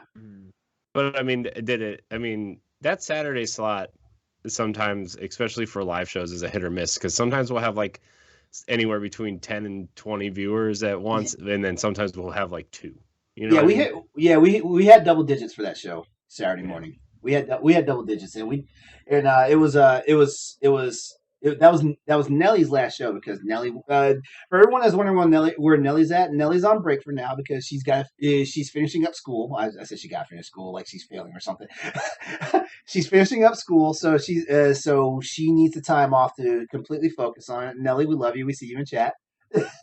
And so yeah, that was Saturday was Nellie's last show. We did the state of play recap for Ratchet and Clank. We talked about Returnal. We had different production. Like if you actually caught the show live, like you actually saw, like we actually had clips and everything of Ratchet and Clank as well as Returnal going on in the background while we talked about it and stuff like that. The recap of the show actually uploaded live both on BossRushGames.com's YouTube as well as my YouTube channel. It's live right now, so if you want to watch the recap, check it out. Go have some fun. As a matter of fact, I will put that information in the chat right now. And if guys, you subscribe, unsubscribe.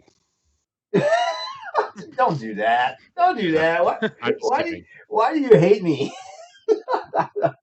Because you don't wear sleeves, and I am not able to do that because I'm large. Oh, I was about to say, do I need to put clothes back on? I will put clothes back on. You know, if that'll get me in with the elites of Boss Rush.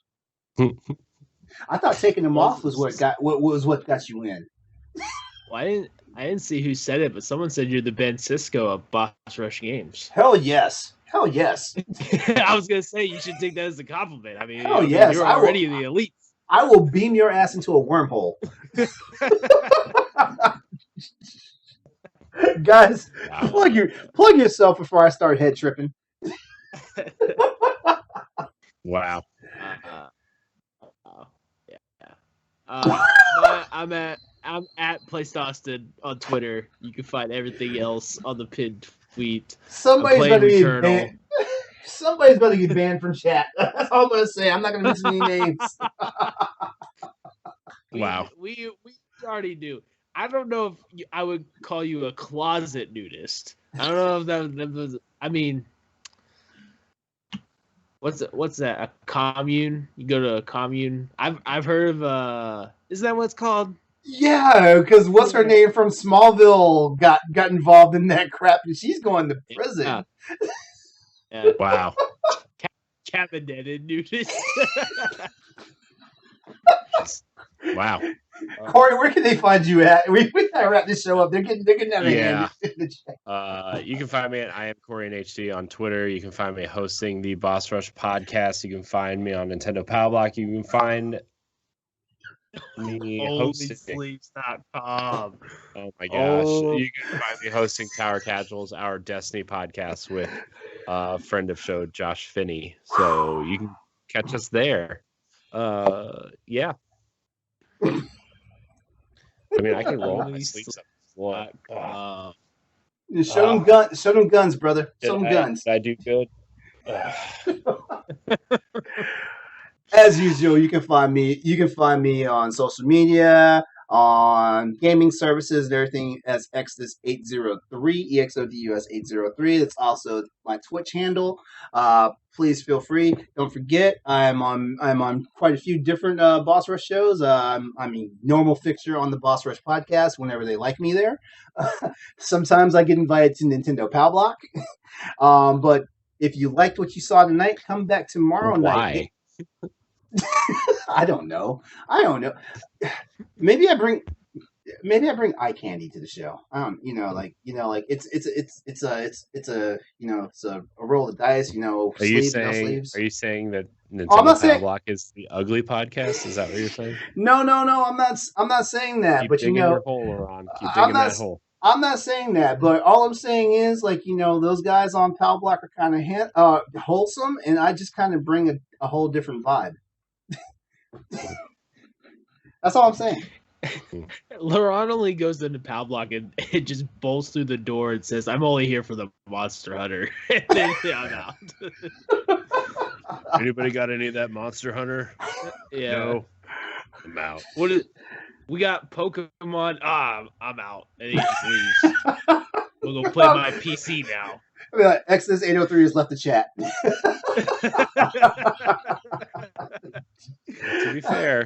To be fair, Pokemon is a monster hunting game.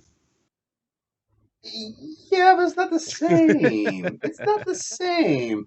I mean, if you want to see how a Pokemon game can go, just wait for Monster Hunter Stories 2 to come out. Boom, I said it. Mic drop. Okay. Here's a reminder to head over to BossRushGames.com and take a look at all the content Boss Rush has to offer. This week in Boss Rush banner, in the current Boss Rush banner, David Lasby asks us whether the Switch needs a virtual console. Yes. Yes. That's all we're going to say The about online service kind of sucks. I already mentioned it before, but Corey himself makes his triumphant return to the hosting chair of the Boss Rush podcast in episode 93, and Logan discusses the Be More, Be Better mantra in his latest editorial for Boss Rush Entertainment. Don't forget about our other shows and editorials available over at BossRushGames.com, and if you can't get enough of hanging out with us, come hang out with us over at our Discord community, simply called Boss Rush Games. The link's about to be provided in the chat for you guys right now. One last thing, because David will kill me if I don't mention it. Boss Rush Games is calling all writers. Are you passionate about video games? Do you enjoy writing? And are you hoping for a place to publish? If you are, email us at opportunities@brg@gmail.com to apply. Again, that is opportunities@brg@gmail.com to apply. I always say it, and I would be very, very irresponsible. I didn't say it. Like, wow, like our email addresses are crazy sometimes. So I'm just gonna go ahead and put that in the chat as well. I mean, we can make new ones. That's easier, right? Like these are all just ones to make the podcast whatever they are. What do you call them? I don't know. I'm tired. Get me out of here. All right. Nellie's first review is coming up soon. Yes. Wait, she's doing the Resident Evil review, isn't she? Isn't she? I'm not saying she is, but she is doing a review. And there is a Resident Evil 8 game out now.